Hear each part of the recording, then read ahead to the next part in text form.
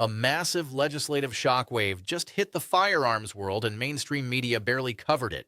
Congress has introduced language that could effectively end traditional NFA registration as we know it.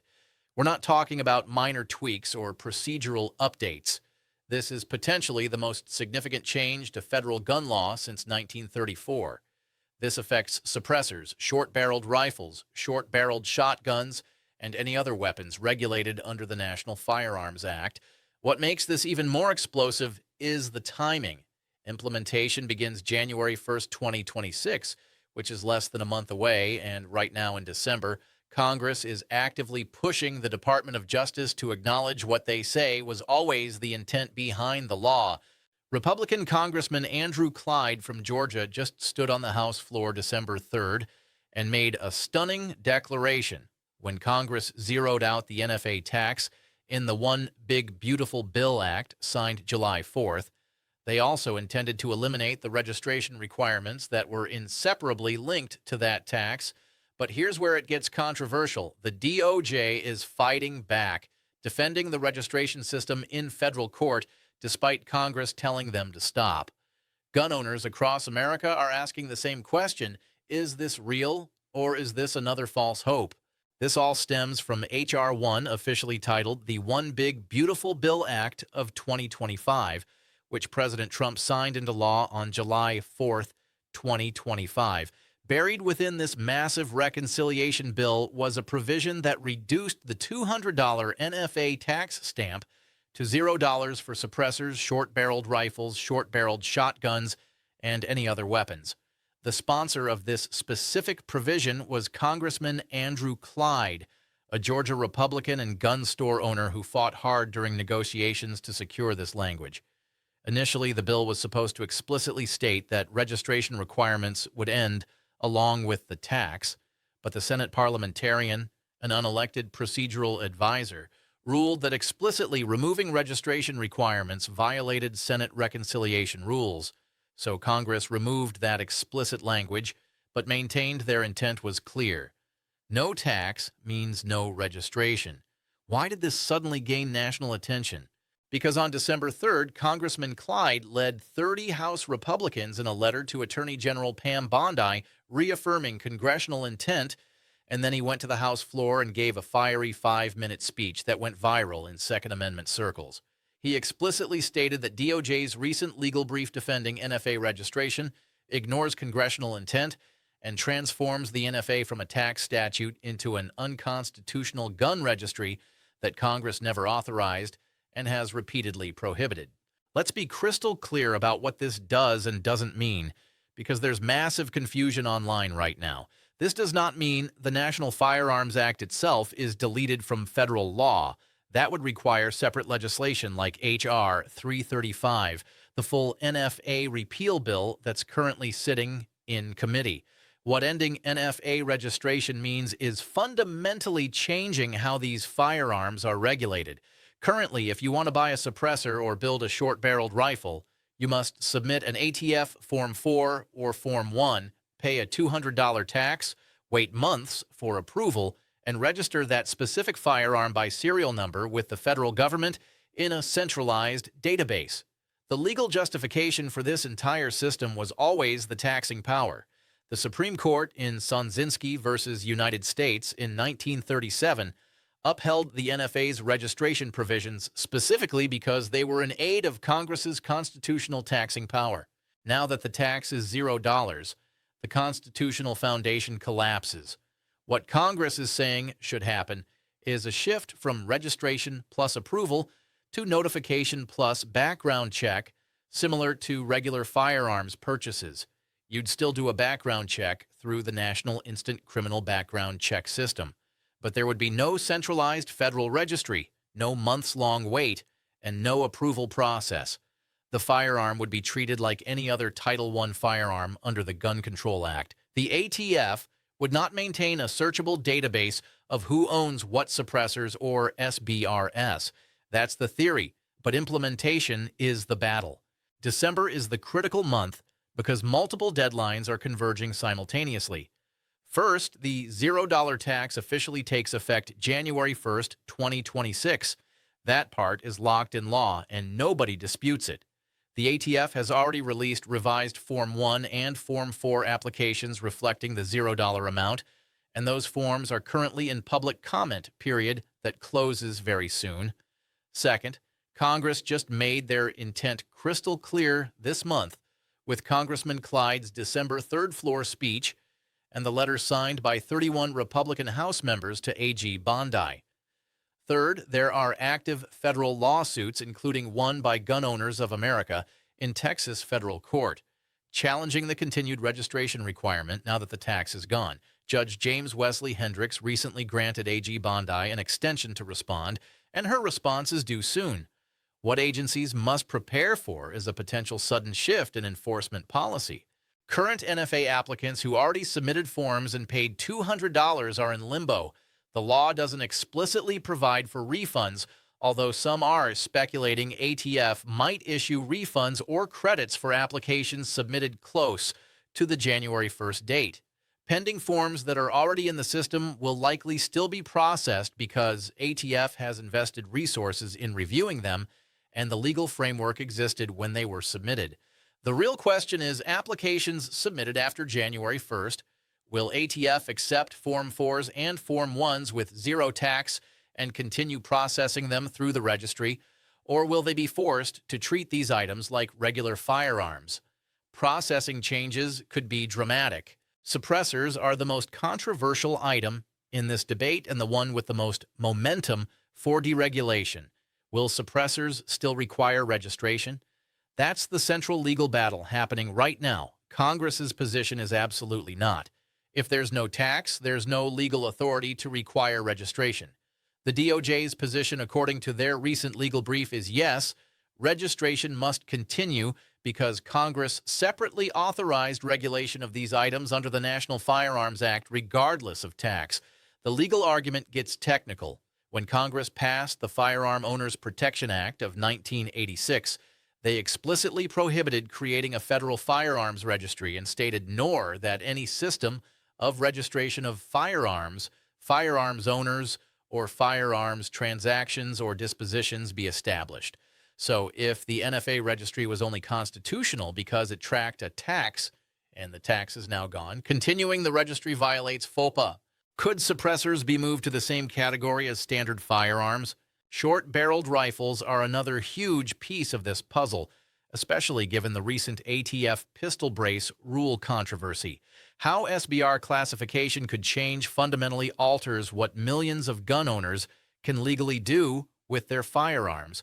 Currently, a rifle with a barrel under 16 inches or an overall length under 26 inches is an SBR requiring registration. But if registration ends, that entire classification becomes effectively meaningless for enforcement purposes. You could still technically violate the law by possessing an unregistered SBR. But without a registry, how would anyone know? Whether Congress plans to permanently remove SBRS from NFA status is unclear. Some members, like Congressman Clyde, clearly want full deregulation. Others are more cautious, preferring to eliminate the tax and make registration optional rather than explicitly removing items from NFA coverage. How this connects to previous lawsuits is fascinating. The Bureau of Alcohol, Tobacco, Firearms, and Explosives is reportedly in full crisis mode behind the scenes over this development. ATF concerns about losing regulatory authority are existential. A huge portion of their mission and budget revolves around NFA enforcement. The NFA division processes tens of thousands of applications yearly, collects data, conducts inspections of SOT dealers who deal in NFA items, and investigates illegal possession. If registration ends, much of that workload disappears. Internal memos that have leaked or been described in court filings suggest deep concern within ATF leadership about their statutory authority. They've built an entire regulatory apparatus around the National Firearms Act over 90 years, and watching it potentially crumble due to a tax change is causing institutional panic. Not every state is on board with federal NFA changes. In fact, some states are actively preparing to resist or contradict federal deregulation. Some states may refuse to recognize federal changes entirely.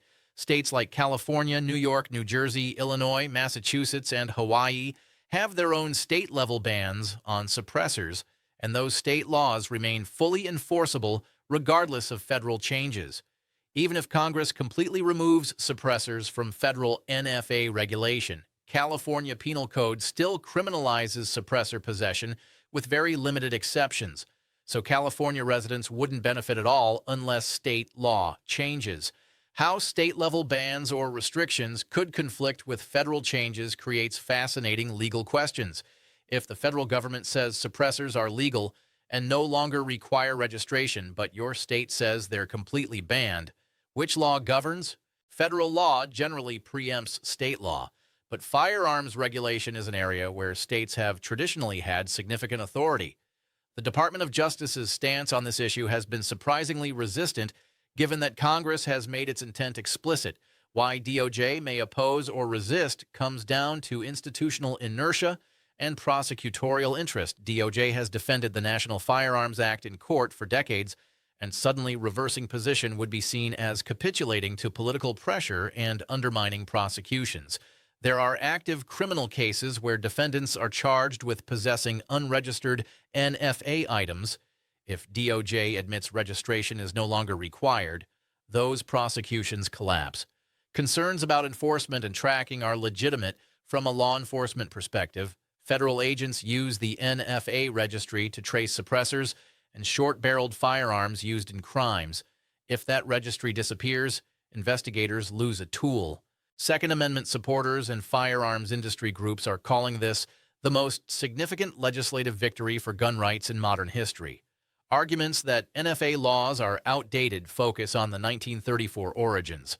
This law was passed during the Depression era, targeting gangsters with Tommy guns, and the $200 tax was deliberately designed to be prohibitively expensive. $200 in 1934 is equivalent to nearly $5,000 today. The law was never really about safety.